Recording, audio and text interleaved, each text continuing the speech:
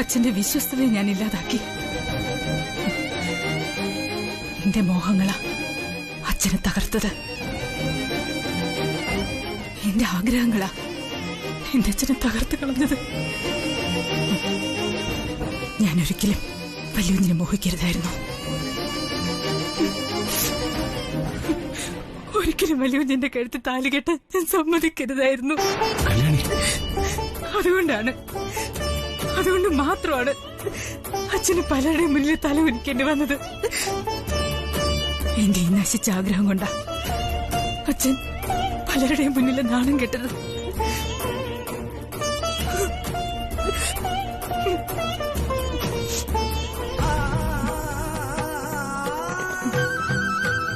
ഞാനും വല്യുവിനും തമ്മിലുള്ള ഇഷ്ടം മനസ്സിലാക്കി തുടങ്ങിയ കാലം മുതൽ അച്ഛൻ എന്നോട് പറഞ്ഞതാ, ഏറ്റവും മുകളിലുള്ള കൊമ്പിൽ കൊണ്ടുചെന്ന് കൂട് കെട്ടുന്ന തൂക്കണാങ്കുരുവിയുടെ കൂട് പോലെയാ നിന്റെ സ്വപ്നങ്ങളെന്ന്. വലിയ കാറ്റിലും മഴയിലും നിന്റെ കൂട് തകരുമെന്ന്. എന്താ കല്യാണി ഇങ്ങനെയൊക്കെ പറയുന്നേ? കാറ്റും മഴയൊക്കെ ഏറ്റു കാണും, പക്ഷെ നിന്റെ കൂട് തകർന്നില്ലല്ലോ. ഞാൻ നിന്റെ കല്യാണം കഴിച്ചില്ലേ? ഞാൻ ഇപ്പോഴും നിന്റെ കൂടെ ഇല്ലേ? ശരിയാ, ഞാൻ വലിയതിനെ കുറ്റം പറയല്ല. ഞാൻ എന്നെ തന്നെ പറയാ.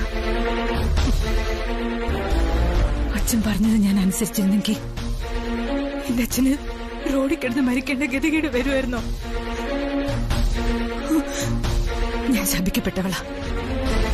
അതുകൊണ്ടല്ലേ അവസാന ദിവസങ്ങളിൽ എനിക്ക് എന്റെ അച്ഛനോട് സംസാരിക്കാൻ പോലും കഴിയാതെ വന്നത്. എന്നോടൊന്ന് മിണ്ടാൻ, എന്റെ ഒരു വാക്ക് കേൾക്കാൻ പാവോ എന്റെ അച്ഛൻ കാത്തു നിന്നില്ലേ? ഞാൻ തിരിഞ്ഞു നോക്കിയില്ല. ഉള്ളിൽ കരഞ്ഞുകൊണ്ട് എന്റെ അച്ഛൻ നടന്നകന്നു.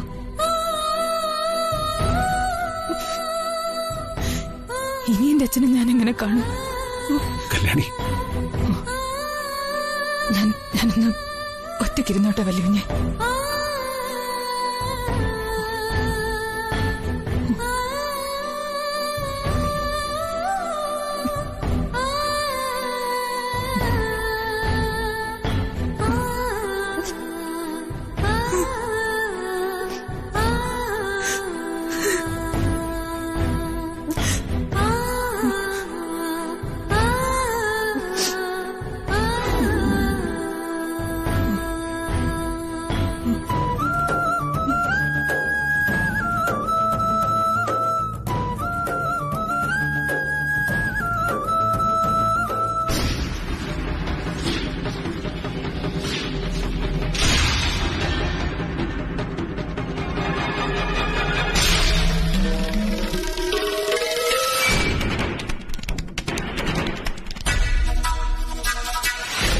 ആനന്ദ്, എന്താ? എന്ത് വേണം?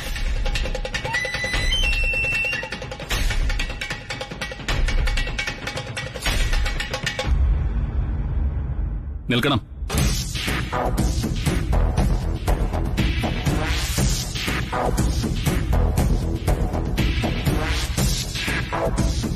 എങ്ങോട്ടാ? കല്യാണി ഒന്ന് കാണണം. ഞാൻ അവളെ കല്യാണം കഴിച്ച ശേഷം ഒരു മരുമകൾ എന്ന സ്ഥാനം നൽകി അമ്മ അവളെ കാണാൻ ശ്രമിച്ചിട്ടുണ്ടോ? അന്നു മുതൽ ഇന്ന് വരെ അമ്മ അമ്മയുടെ മുഖ്യ ശത്രുവായി കണ്ടിരുന്ന കല്യാണിയെ ഇപ്പൊ എന്തിനു കാണാൻ ശ്രമിക്കുന്നു? സഹതപിച്ച് ചിരിക്കാനോ? അവളുടെ കണ്ണീര് കണ്ട് അമ്മയ്ക്ക് ഉള്ളാലെ പൊട്ടിച്ചിരിക്കാനോ? ഒരു പാവം പെണ്ണ് തകർന്നു പോയത് കണ്ട് ആനന്ദിക്കാനോ? മോനെ, എന്തിനാമേ യാതൊരു ആത്മാർത്ഥതയില്ലാത്ത ആ വിളി? മോനെ എന്ന അമ്മയുടെ വിളി പണ്ടൊക്കെ എനിക്ക് താരാട്ട് പാട്ട് കേൾക്കുന്നത് പോലെയായിരുന്നു. ആ അമ്മ ഇന്നില്ല. ഞാൻ കല്യാണിയെ താലി കെട്ടിയതിനു ശേഷം ഞാൻ കാണുന്നത് ആ അമ്മയല്ല, പകരം തൃച്ചംബരത്തെ അഖിലാണ്ടേശ്വരിയ. മാറാല കെട്ടിയ മാമൂലുകളെയും കാലഹരണപ്പെട്ട ആഭിജാത്യങ്ങളെയും മുറുകെ പിടിക്കുന്ന യാതൊരു മനസാക്ഷിയുമില്ലാത്ത മറ്റൊരു അഖിലാണ്ടേശ്വരിയെ. അതുകൊണ്ട് അക്കാര്യത്തിൽ ഒരു കുറ്റബോധത്തിന്റെ ആവശ്യമില്ല.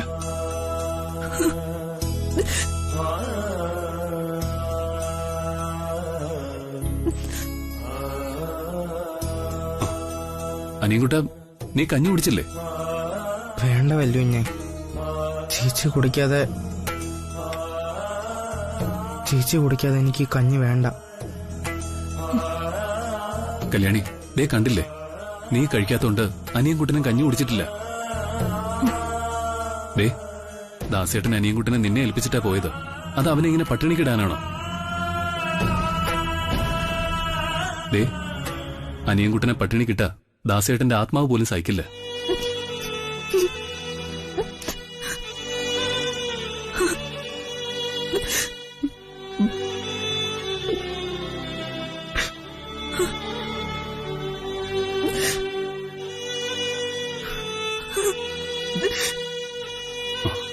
വാ കല്യാണി. വേണ്ട, എനിക്ക് വിശപ്പില്ല. ചേച്ചി കഞ്ഞി കുടിക്കാത്തോണ്ട് വല്യുഞ്ഞും കഞ്ഞി കുടിച്ചിട്ടില്ല.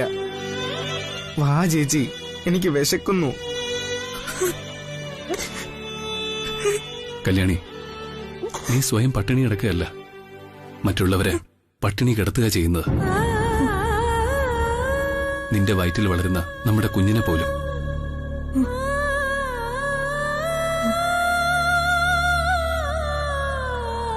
ആ പാവം എന്ത് പഴിച്ചു.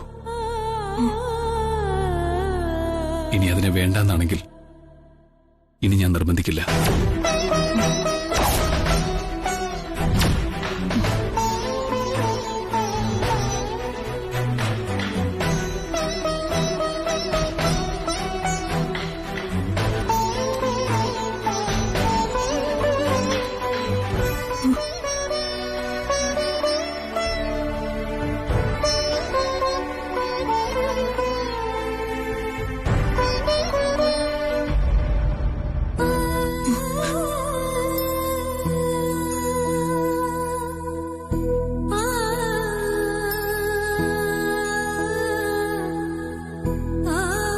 വാനിയുട്ട,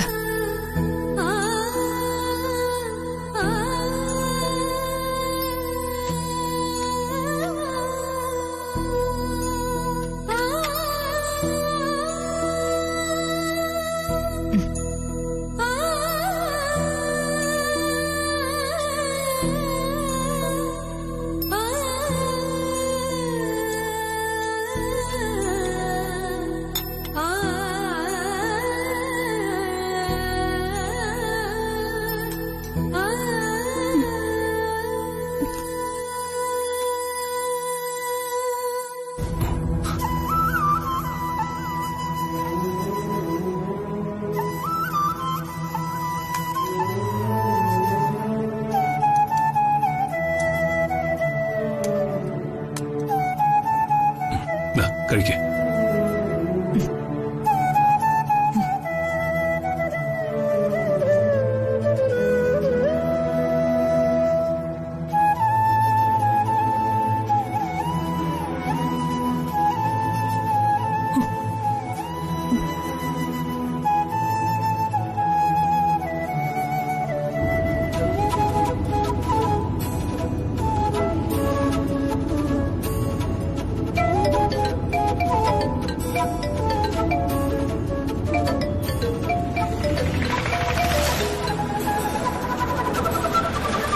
നന്ദന, ഞാൻ അരമണിക്കൂറിൽ എയർപോർട്ടിലെത്തും. ഒമ്പതരക്കല്ലേ ലാൻഡിങ്, സമയമുണ്ടല്ലോ. പിന്നെ നീ ഇന്ന് ഓഫീസിൽ പോണ്ട. അച്ഛൻ വരുന്ന ദിവസമല്ലേ. പിന്നെ ആ സന്തോഷം പങ്കുവയ്ക്കാനും വൈകണ്ട. ശരി, ഓക്കെ ഓക്കെ.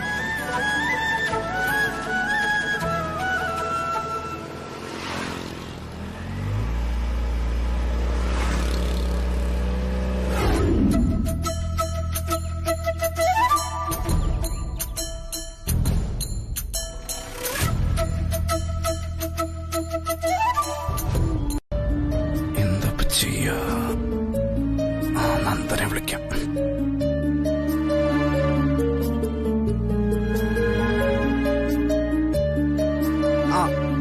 നന്ദന, ഗുരുജി ഇപ്പൊ എന്നെ വിളിച്ചിരുന്നു.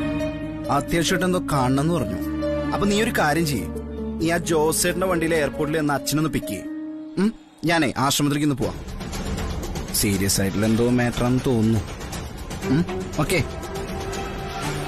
ആ ശരി, ആ ഓക്കെ. അപ്പൊ നീ സൂക്ഷിച്ചോണേ. Okay, bye bye bye. Thank U.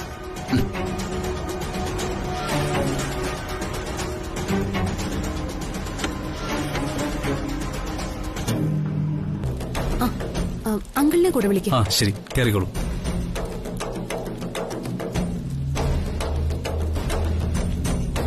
ആ ഇറങ്ങിക്കോളൂ.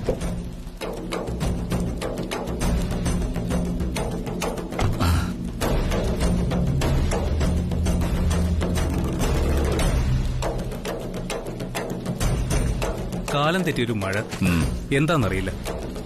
ഗുരുജി അകത്തുണ്ട്. വരൂ.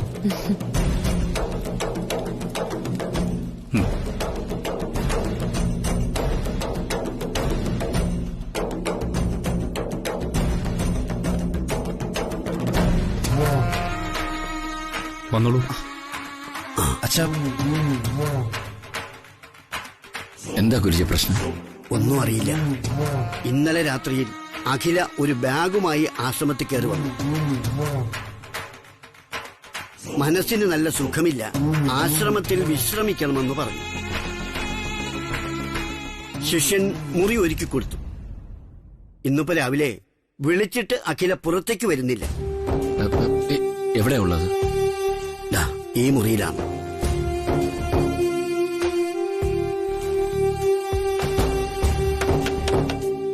അഖില, അഖില വാതിലോർക്ക്. ഇത് ഞാനാ. അഖില നീ വാതിലോർക്ക്. അഖില വാതിലോർക്കാൻ.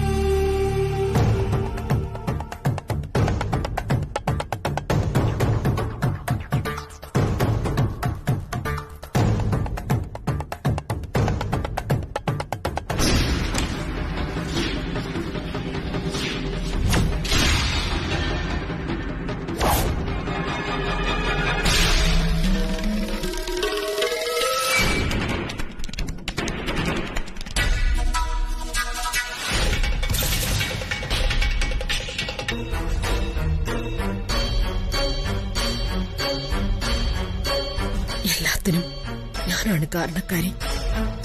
എന്റെ ഈഗോ, എന്റെ ദുർവാശി. എനിക്കൊരു സമാധാനമില്ല. അതുകൊണ്ട് ഞാൻ തൽക്കാലം തൃച്ചംബരത്തേക്കില്ല.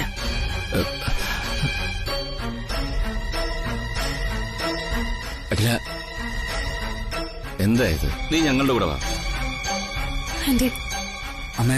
അമ്മേ വാ, നമുക്ക് പോവാം. ഈ മാനസികാവസ്ഥയിൽ നിന്ന് ഞാനൊന്ന് കരകയറട്ടെ. അതുവരെ നിങ്ങൾ എന്നെ ഒന്ന് വെറുതെ വിടൂ. ദയവ് ചെയ്ത് എന്നെ നിർബന്ധിക്കരുത്. ഞാൻ തൃച്ചംബരത്തേക്കില്ല.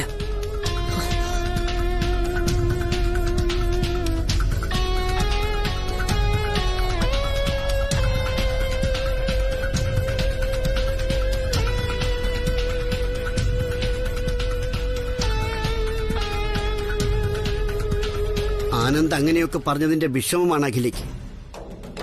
മകനു വേണ്ടി മാത്രം ജീവിച്ച ഒരമ്മയായിരുന്നു അഖിലാണ്ടേശ്വരി. മകൻ പെട്ടെന്ന് ആട്ടിയിറക്കി വിട്ടപ്പോ ആ മനസ്സിനത് താങ്ങാൻ പറ്റിയിട്ടുണ്ടാവില്ല.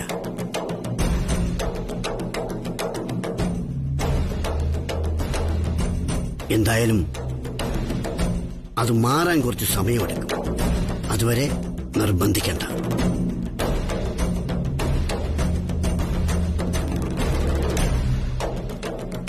ശരി, നിർബന്ധിക്കുന്നില്ല.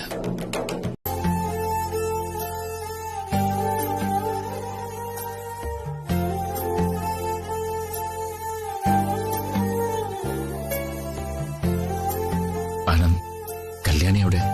കല്യാണി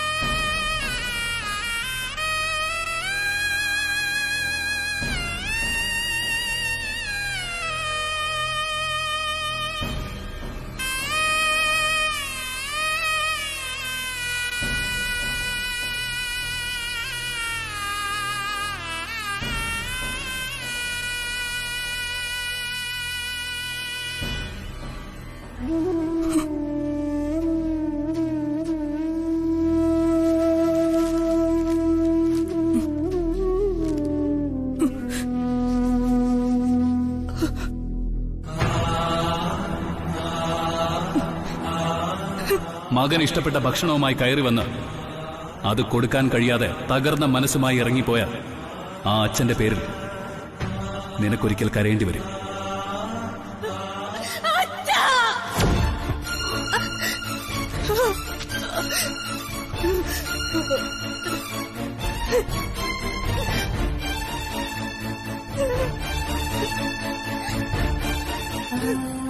കല്യാണി,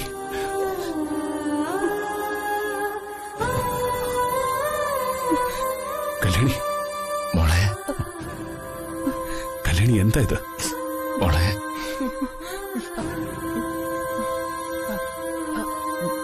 പോയി. സാറിന്റെ അഖില മേഡത്തിന്റെയും ഏറ്റവും പ്രിയപ്പെട്ടവനായിരുന്നു നിങ്ങളുടെ അച്ഛൻ. പോയി.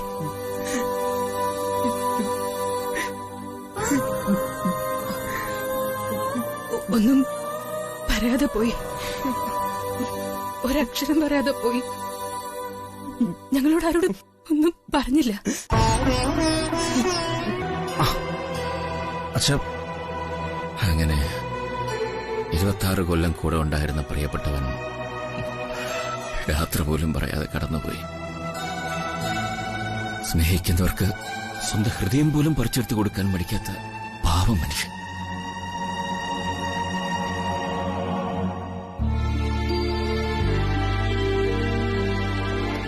അച്ഛാ,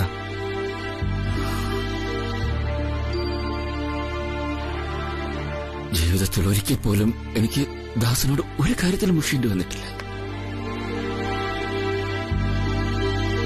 പക്ഷേ അവസാന വരവിൽ ഞാൻ പോലും ദാസനോട് പരുഷമായി സംസാരിച്ചു.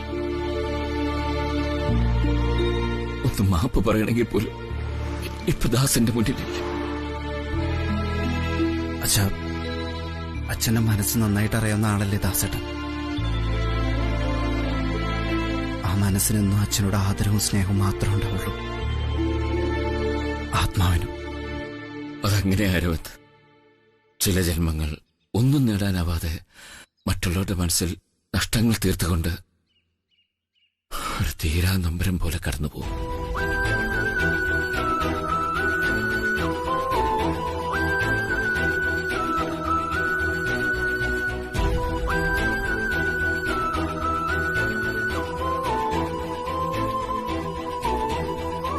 അല്ലച്ച, അമ്മയുടെ കാര്യം പറഞ്ഞോ ബ്രോയോട്?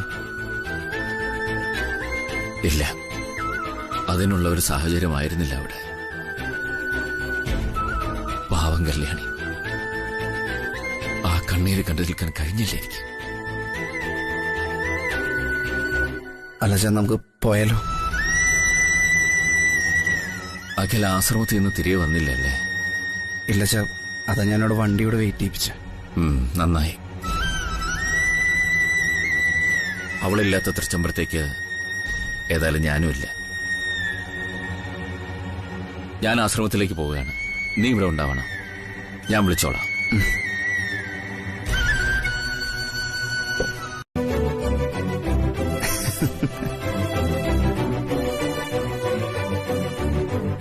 എന്താ ഇത്ര ചിരിക്കാൻ? ഞാൻ തമാശയൊന്നും പറഞ്ഞതല്ല. I M serious. I know that. എടീ, അതിന്റെ സീരിയസ്നെസ് എനിക്ക് അറിയാവുന്നതുകൊണ്ട് തന്നെയാ. അതിനൊക്കെ ഒരു മാർഗം ഞാൻ കണ്ടെത്തിയിട്ടുണ്ട് നന്ദന. എന്ത് മാർഗം?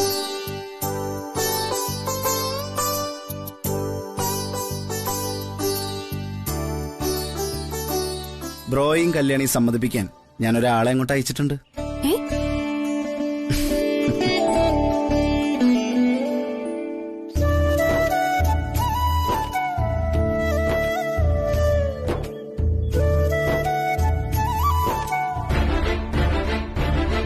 പറ്റില്ല, പറ്റില്ല, പറ്റില്ല.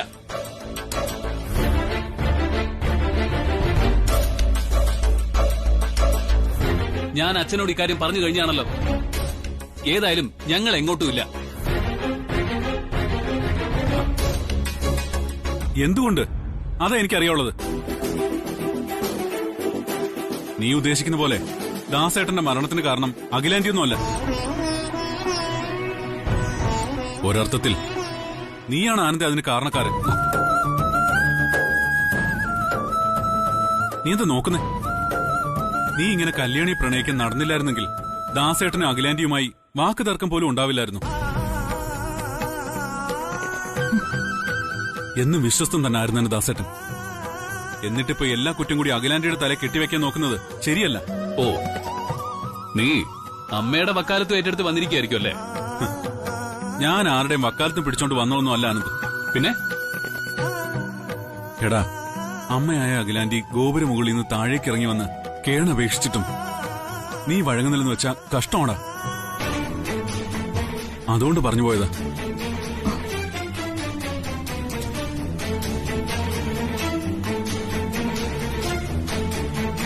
അമ്മയും മകനും തമ്മിലുള്ള അഭിപ്രായ തർക്കം പരിഹരിക്കാനാ ഞാനും അങ്കിൾ ഇത്രയും നാൾ ആഗ്രഹിച്ചത്.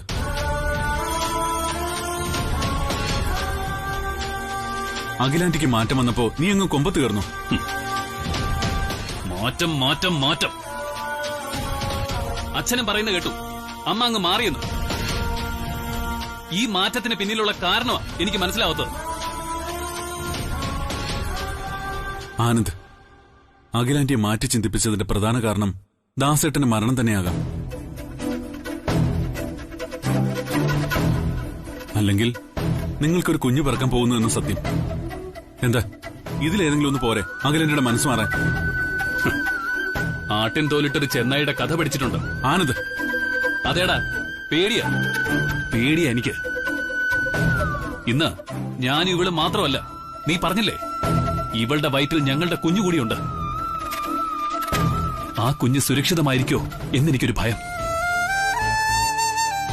അനുഭവങ്ങളൊക്കെ അങ്ങനെയായിരുന്നല്ലോ. കഷ്ടം. സ്വന്തം അമ്മയുടെ മനസ്സുപോലും തിരിച്ചറിയാൻ കഴിയുന്നില്ലല്ലോ നിനക്ക്. പക്ഷേ അഖിലാന്റിയുടെ മനസ്സിപ്പോ എനിക്കറിയാം. അന്നും ഇന്നും നീയായിരുന്നു അഖിലാന്റിയുടെ ലോകം. അതുപോലെ ഒരു അമ്മയുടെ വയറ്റി പറക്കാൻ ഭാഗ്യം ചെയ്യണം ആനന്ദ്. സുബ്രു, നീ കഥയറിയാതെ ആട്ടം കാണുക. ഞാനല്ല കഥയറിയാതെ ആട്ടം കാണുന്നത്. നീ കഥയറിഞ്ഞു വരുമ്പോഴേക്കും ഒരുപക്ഷെ ആട്ടവിളക്ക് എന്നേക്കുമായി അണഞ്ഞു പോയിട്ടുണ്ടാവും.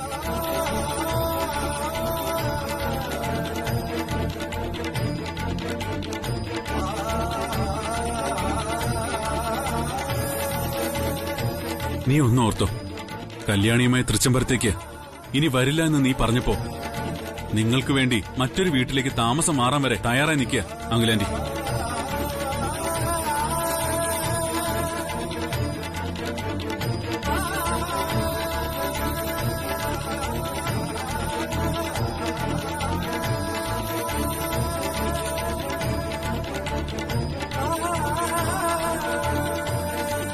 എനിക്കിതിനൊരു മറുപടി കിട്ടണം. ആ മറുപടി നൽകേണ്ടത് നീയല്ല, കല്യാണിയാ.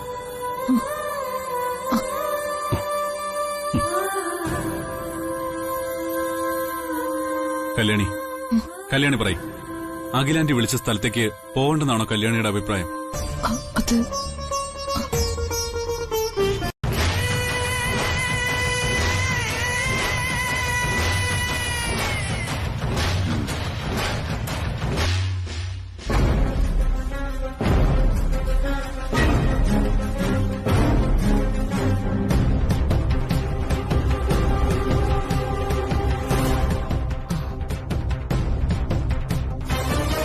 ഞാൻ വെയിറ്റ് ചെയ്യാൻ തുടങ്ങിയിട്ട് കുറച്ച് സമയമായി.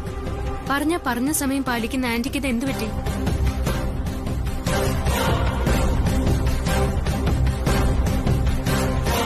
എന്താ ആന്റിയുടെ മുഖത്തൊരു സന്തോഷമില്ലാത്ത? എനിക്ക് സന്തോഷമുള്ള കാര്യങ്ങളൊന്നും അല്ലല്ലോ ഇപ്പൊ നീ കാണിക്കുന്നതും തൃച്ചംബരത്ത് നടക്കുന്നതും. ആന്റിയുടെ സന്തോഷം കെടുത്തുന്ന എന്ത് കാര്യവും ഞാൻ കാണിച്ചേ? നിന്നെ ഒന്ന് കാണണമെങ്കിൽ ഈ ഭൂലോകം മുഴുവൻ എന്നെ ഇങ്ങനെ ചുറ്റിക്കണമായിരുന്നോ? വീട്ടിൽ ചെന്നപ്പോ പറയുന്നു നീ ഷോപ്പിലാണെന്ന്, ഷോപ്പിൽ ചെന്നപ്പോ പറയുന്നു പഴയ തറവാട്ടിലാണെന്ന്. നീ ഇങ്ങോട്ട് താമസം മാറിയ കാര്യം എന്നെ വിളിച്ചൊന്ന് പറയായിരുന്നില്ലേ? താമസം മാറിയിട്ടൊന്നും ഇല്ല ആന്റി, കുറച്ചു ദിവസത്തേക്ക് മാത്രം. ആളനക്കും ഇല്ലാതെ വീട് അടച്ചുപൂട്ടിയിട്ട മൂദേവി കുടിയിരിക്കും, അതുകൊണ്ട് ഇങ്ങോട്ട് വന്നതാ. ആ അത് പോട്ടെ, തൃച്ചംബരത്ത് എന്താ ഇപ്പൊ പ്രശ്നം? പ്രശ്നോ? പുത്രസ്നേഹം. മകനോടും മരുമകളോടും കരകവിഞ്ഞൊഴുകുന്ന വാത്സല്യം. മനസ്സിലായില്ല. കാക്കയും പരന്തൊന്നും റാഞ്ചാതെ മകനെ കാത്തു സൂക്ഷിച്ചിരുന്ന ഒരു അമ്മയത്. ആ മകനെ അടർത്തി മാറ്റിയതിന്റെ പശ്ചാത്താപം അനുഭവിച്ചില്ലേ? ഒരു ജന്മത്തിൽ അനുഭവിക്കാനുള്ളത് മുഴുവൻ. കല്യാണി, അതേ വല്യൂഞ്ഞെ, ആ ശാപം കൊണ്ടാ ഇങ്ങനെയൊക്കെ. അപ്പോ നിന്നോട് കാണിച്ചതൊക്കെയോ? നിന്റെ കണ്ണീരിന് വിലയിടാൻ മറന്നോ നീ? എന്റെ കണ്ണുനീരൊഴിയാത്തത് ആ പാപഭാരം കൊണ്ടാ. ആ അമ്മയുടെ ശാപത്തിൽ നഷ്ടപ്പെട്ടത് എനിക്കെന്റെ അച്ഛനെയാ. ഒരിക്കലും മറക്കാനാവില്ലെങ്കിലും മറക്കാൻ ശ്രമിക്കുകയല്ല എല്ലാം. എന്റെ വല്ലുകുഞ്ഞിന്റെ പ്രിയപ്പെട്ടവരുടെ സന്തോഷം കെടുത്താൻ ഇനി എനിക്ക് വയ്യ. ഇനി ഞാൻ ഒറ്റയ്ക്കല്ല. തൃച്ചംബരത്തെ ഒരനന്തരാവകാശിയുണ്ട് എന്റെ വയറ്റില്. ആ കുഞ്ഞ് വളരാനുള്ളത് അവിടെയാ, ആ അച്ഛന്റെ അമ്മയുടെയും തണലിൽ. അവരുടെ സ്നേഹവാത്സല്യങ്ങൾ ഏറ്റു വളരണം. കല്യാണി, നീ അപ്പോ ഇതുവരെ നിന്നോട് കാണിച്ചതൊക്കെ നിനക്ക്? ഇന്ന് കല്യാണിക്ക് പ്രിയപ്പെട്ടവരുടെ നഷ്ടങ്ങളുടെ തൂക്കം അറിയാം, സങ്കടങ്ങളുടെ ആഴം അറിയാം. അതുകൊണ്ട് ഇനി ഞാൻ കാരണം. കൃഷ്ണേട്ടൻ ഇവിടെ വന്ന് നിൽക്കുമായിരുന്നോ? ഞാൻ താഴെയൊക്കെ നോക്കി. പുതിയ കൂടാരമല്ലേ, വെറുതെ ഒരു രസം. ബാൽക്കണി നിന്നപ്പോ തണുത്ത കാറ്റൊക്കെ കൊണ്ടപ്പോ മനസ്സൊന്ന് തണുത്തു. മനസ്സ് തണുക്കാൻ അതുമാത്രമല്ല കാരണം. അഖിലയ്ക്കൊരു മാറ്റം വന്നപ്പോ തന്നെ ഈ വീട്ടിലെല്ലാവരുടെയും മുഖത്ത് ഒരു പുതിയ വെളിച്ചം വന്നു. പഴയ എന്റെ സ്വഭാവത്തെക്കുറിച്ച് ഓർക്കുമ്പോ എനിക്ക് തന്നെ ഭയം തോന്നുക. അതൊക്കെ മറന്നേക്കില്ല. എന്റെ മനസ്സിൽ ഇപ്പൊ ഏതു നേരവും കല്യാണിയുടെ മുഖ കൃഷ്ണേട്ട. അവളാകെ തകർന്നു പോയി, കരഞ്ഞു കരഞ്ഞു കോലം കെട്ടു. എങ്ങനെ കരയാതെയും വിഷമിക്കാതിരിക്കുമെങ്കിൽ അങ്ങനെയാണ് ദാസ് ആ 2 കുട്ടികളെയും സ്നേഹിച്ചു വളർത്തിയത്.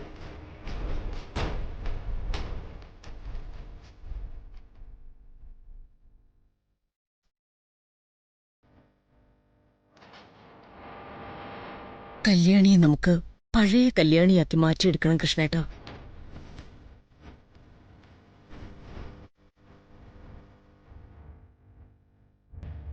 കല്യാണി എല്ലാം മറന്ന് തിരിച്ചു വരണം.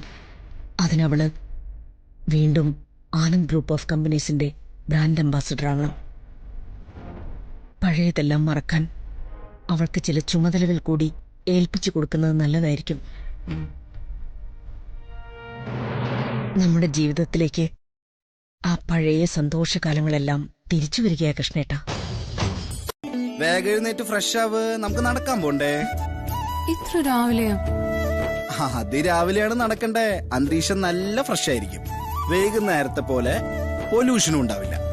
വാ വാ വാ വാ, എഴുന്നേക്ക്. പുറത്ത് നല്ല മഞ്ഞുണ്ട് അരവിന്ദ്.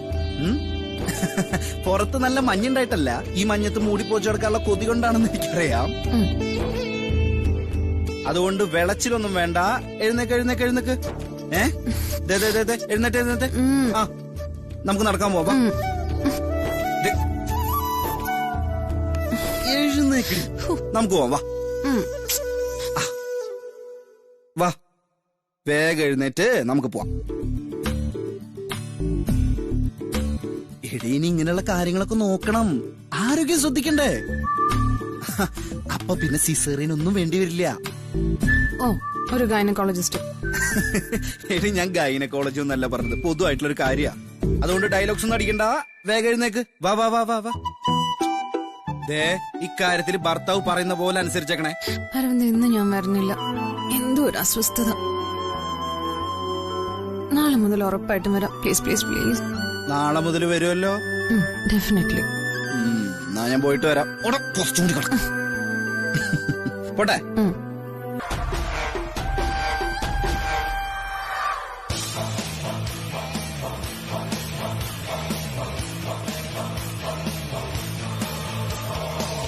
ആന്റി, നീ ഇന്നലെ വരാന്ന് പറഞ്ഞു പോയതല്ലേ?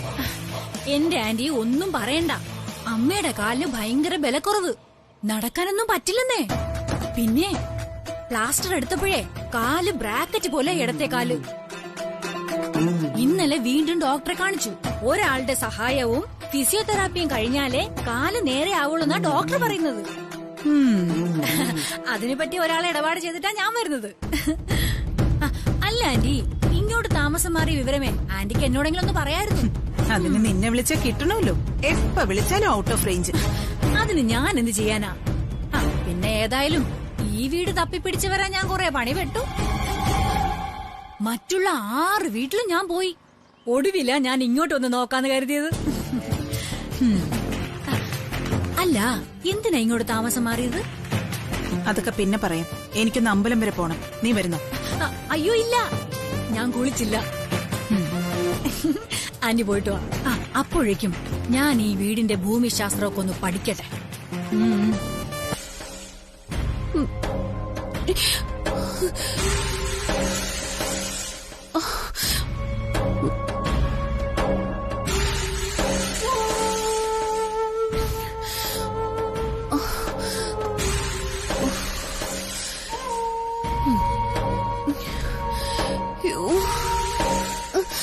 മേഡം, വേദന കുറയുന്നില്ലല്ലോ സുജാതെ. ഞാൻ പോയി അഖില മേഡത്തിനെ വിളിച്ചോണ്ട് വരാം.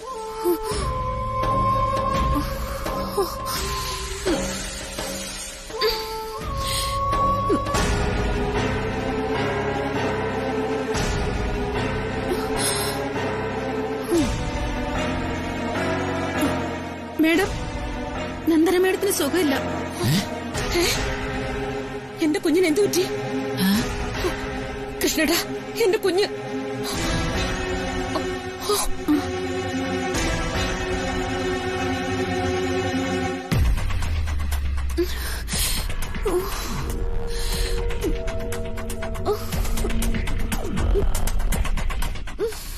അയ്യോ മോളെ, മോളെ, അയ്യോ വേദനയുണ്ടോ? നന്ദന, ഒന്നുമില്ല. കൃഷ്ണേട്ടാ, വേഗം ഡോക്ടറെ വിളിക്കേ. ശരി. അറിയില്ല മോളെ. എന്താ കാഴ്ച കണ്ടുകൊണ്ട് നിൽക്കാതെ കുറച്ച് ചൂടുവെള്ളം എടുത്തോണ്ട് വാടി. ഒരു നാരങ്ങ കൂടെ പിഴിഞ്ഞു വെച്ചോ, കുറച്ച് ഉപ്പും. ചെല്ല. ആർക്കും വേണ്ടെങ്കിലും എനിക്ക് കുടിക്കാലോ. വയറിന് നല്ലതാ.